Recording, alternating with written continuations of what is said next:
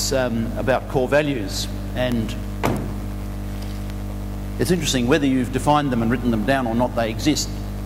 This came home to me very clearly when my elder daughter, Vanessa, said, "Let's go to dinner, I'll invite some of my young friends." And I went, "Beauty."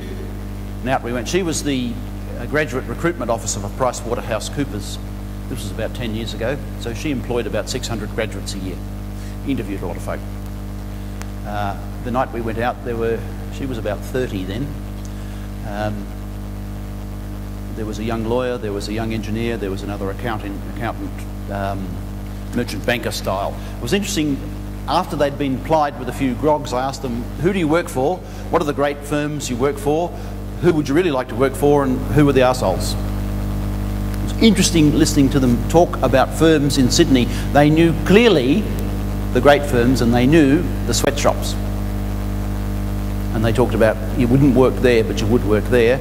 And it was all about this core values. And it was the way these young people were being treated within the firms, whether it was written or not, it existed, and it really affected their reputation as in terms of their recruitment. So the first thing that we look at is this clear idea of what's going on in the business. So core values: we will treat others with uncompromising truth. We will lavish trust on our associates. We will mentor unselfishly. That's interesting. I see some senior partners not prepared to teach anyone anything. They hold their expertise like an alcoholic's got bottles, and they won't let go.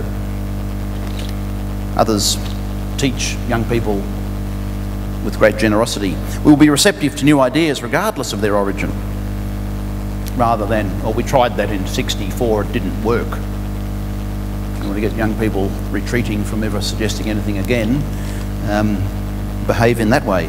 We'll take personal risks for the organisation's sake. We'll give credit where it's due. We won't touch dishonest dollars and put the interests of others before our own. It's very interesting. Every organisation I work with has a version of these. Some of them aren't written, but they exist. When you talk to people, particularly afterwards, in a social context about where do you work, how do you feel about it, what's good, what isn't, they're the things they talk about. So we're suggesting, well, perhaps you should create your version.